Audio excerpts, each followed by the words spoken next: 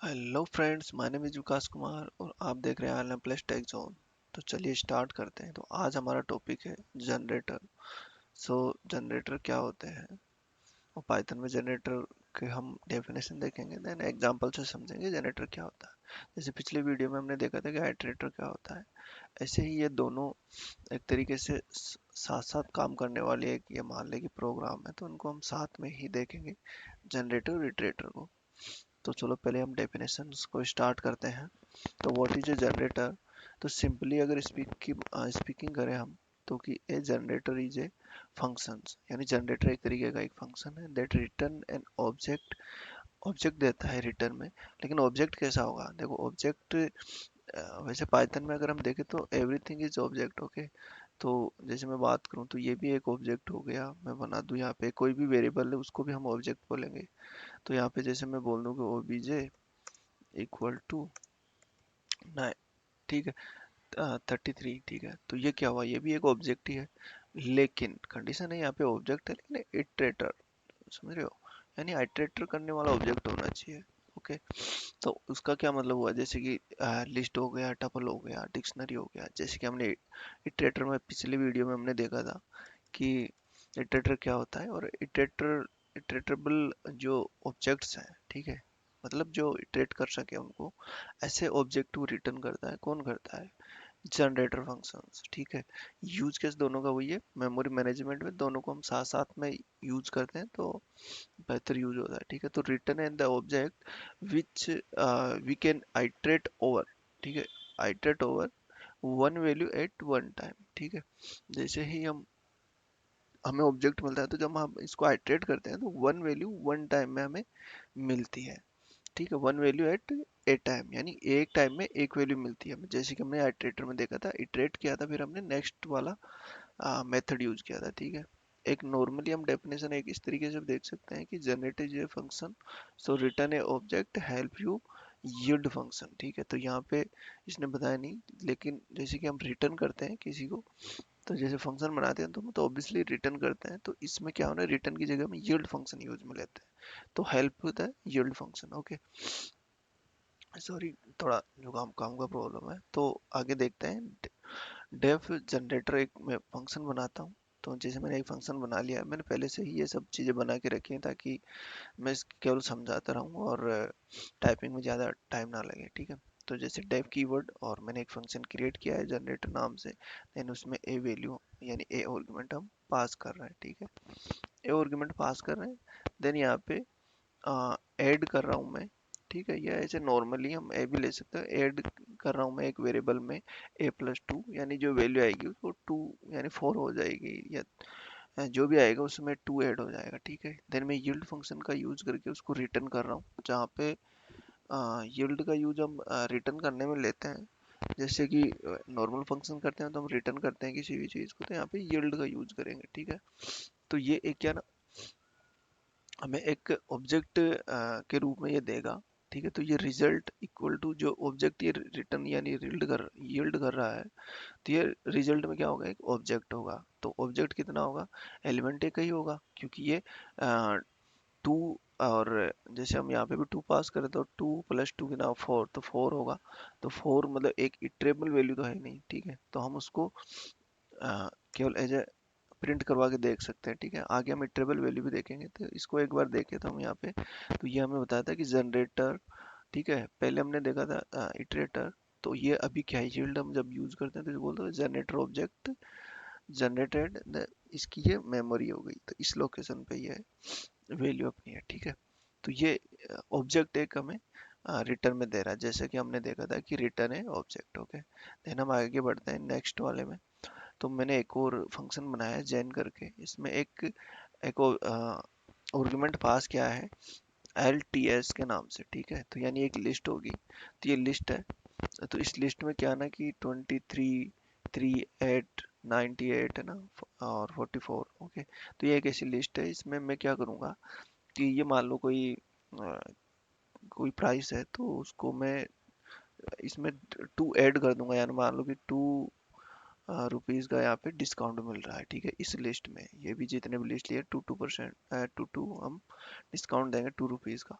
तो कैसे करेंगे इसको? तो जैसे ही मैंने यहाँ पे चेन फंक्शन क्रिएट किया है, देन फॉर लूप यूज किया है यहाँ पे आई इन द LTS, ठीक है। फॉर लूप भी हम वहीं यूज कर सकते हैं जहाँ पे कोई भी चीज़ इटरेबल हो, या हम जैसे काउंटेबल कोई मोर देन नंबर्स हो, उनको हम आइटरेट कर सकते हैं इटरेब, ठीक है। तो यहाँ पे मैं क्या कर रहा हूँ, यहाँ पे जेन फंक्शन को जब कॉल करता हूँ तो प्राइस लिस्ट करके जो ये लिस्ट है पूरी की पूरी लिस्ट को मैं यहाँ पे आर्गुमेंट में पास करता हूँ, तो पूरी लिस्ट आती है। तो अगर लिस्ट को हमें ट्रेवर्स करना है तो हम उसको फॉर लूप वगैरह का यूज़ करेंगे, ठीक है।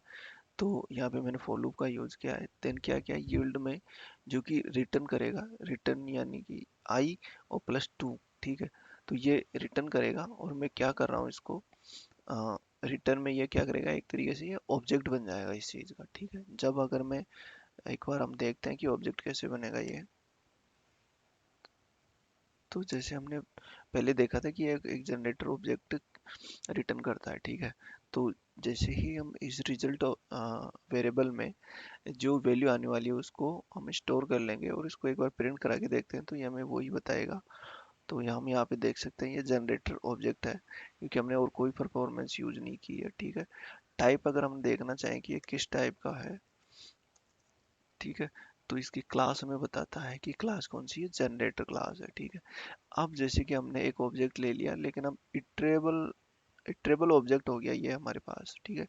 अब हम चाहते हैं कि जो ये ऑब्जेक्ट है इसको वन बाई वन करके हम अपना एक एक एलिमेंट करके निकालें, ठीक है। तो हम इसको एक एक करके एलिमेंट निकालेंगे तो इसमें क्या आएगा, जैसे कि यहाँ पे 23 था, तो प्लस होके ये क्या हो जाएगा, 25 हो गया, ठीक है। तो हमने एक बार इसको काउंट किया है, ठीक है। जब मैं इसको दोबारा कॉल करता हूँ रिजल्ट, यानी ये नेक्स्ट फंक्शन में अपन यहाँ पे यूज कर रहे हैं, नेक्स्ट नेक्स्ट में रिजल्ट दे रहा हूँ, ठीक है। जब मैंने एक बार कॉल किया तो ये एक वैल्यू आ गई, ठीक है। जब मैं नेक्स्ट को दोबारा कॉल करूंगा तो ये उस ऑब्जेक्ट का दूसरा एलिमेंट हमें देगा, ठीक है। तो मैं इसको प्रिंट करवाता हूँ, तो ये अपन को दूसरा एलिमेंट दे रहा है, यानी 3 और +2, तो कितना हो गया, 3 to 5 हो गया, ठीक है। ऐसे ही मैं करके यहाँ पे इसको और कर सकता हूँ। जैसे अभी आगे क्या है, 8 है, 8 + 2 कितना हो जाएगा, 10 हो जाएगा, ठीक है। तो मैं इसको अगर प्रिंट करता हूँ तो 10 हो जाएगा, तो समझ रहे हो ना। यानी वन बाई वन वैल्यू, यानी एक टाइम में एक वैल्यू ये हमें रिटर्न करेगा, जो कि अपन ने यहाँ पे डेफिनेशन में देखा था कि one value at a time, ठीक है। इस तरीके से कर सकते हैं। एक हम जैसे कि आगे चले, तो ये क्या ना, हमने बार बार कॉल किया है, हम चाहें कि हम बार बार कॉल ना करें और एक साथ भी ले सकते हैं, लेकिन अपने यूज केस के अनुसार हम कुछ भी किसी भी अपनी रिक्वायरमेंट के अनुसार इसको यूज कर सकते हैं, ठीक है। तो जैसे मैंने फॉर लूप का यहाँ पे यूज किया और जो ऑब्जेक्ट था उस ऑब्जेक्ट को मैंने वन बाई वन करके यहाँ पे प्रिंट कर दिया, ठीक है। तो ये आपको आंसर देगा यहाँ पे, ठीक है। तो अब क्या हुआ कि मैंने यहाँ पे भी प्रिंट कर रखा है, ठीक है। अब आप देखोगे यार ये आगे कैसे चला गया, तो मैं बताता हूँ आपको। मैंने 3 यहाँ पे प्रिंट कर रखे हैं, ठीक है, 3 एलिमेंट। तो 33 and 8, ठीक है, 23, 3 and 8, ठीक है। तो 3 एलिमेंट यानी पहले से प्रिंट कर रखे हैं, तो ये 3 एलिमेंट पहले से प्रिंट है। मैंने फॉर लूप लगाया, तो देखो ये ऐसा नहीं है कि फॉर लूप लगाने से ये पहले वाले एलिमेंट है जो अपन ने यूज कर लिए वो भी ये वापस से करेगा, नहीं। इसका क्या होगा, ये ऑब्जेक्ट ये आगे अगले वाले एलिमेंट लेगा, ठीक है। तो 8 के बाद में 98 है, तो ये देखो यहाँ पे 2 प्लस करके 100 हो गया। देन 44 है, तो ये 2 प्लस करके 46 हो गया। तो समझ रहे हो, इटरेबल क्या होता है, इटरेबल मतलब किसी चीज को हम बार बार काउंट करें या ट्रेवेस करना, ठीक है। लिस्ट में 1 2 3 4 हम आगे आगे एलिमेंट पे बढ़ते रहे। ऐसे जनरेटर क्या होता है, जनरेटर एक फंक्शन है जो रिटर्न में हमें एक आइटरेबल ऑब्जेक्ट रिटर्न करता है, ठीक है। जैसे हम आइटरेट कर सके ऐसी वैल्यू को हमें रिटर्न करता है। देन हमने देखा कि नेक्स्ट फंक्शन है, तो ये नेक्स्ट फंक्शन या नेक्स्ट मेथड हमें क्या यूज करता है, तो हम जब भी किसी ऑब्जेक्ट को या किसी लिस्ट को, टपल को, है ना, ठीक है, किसी भी ऑब्जेक्ट का जब भी मैं यहाँ पे नाम लेता हूँ तो ऑब्जेक्ट का मतलब सिर्फ ओनली ऑब्जेक्ट नहीं होता। ओनली ऑब्जेक्ट जैसे मैंने बताया कि ओनली एक एलिमेंट भी हो सकता है उसमें। ऑब्जेक्ट मतलब आइटरेबल ऑब्जेक्ट होना चाहिए, ठीक है। तो इस तरीके से जैसे ही हम यहाँ पे आइटरेबल ऑब्जेक्ट हो गया, नेक्स्ट के अंदर आइटरेबल ऑब्जेक्ट हो गया, लिस्टेबल, ठीक है, जो भी अपने रिक्वायरमेंट के अनुसार अगर हम इसको यूज करते हैं तो ये वन बाई वन काउंट करके हमें देता है, ओके। तो ये था जनरेटर। तो आई होप आपको जनरेटर समझ में आया होगा, और अगर आपको जनरेटर समझ में आया तो please like share and comment, और मिलते हैं हम नेक्स्ट वीडियो में। तब तक के लिए बाय बाय। ठीक है, मिलते हैं।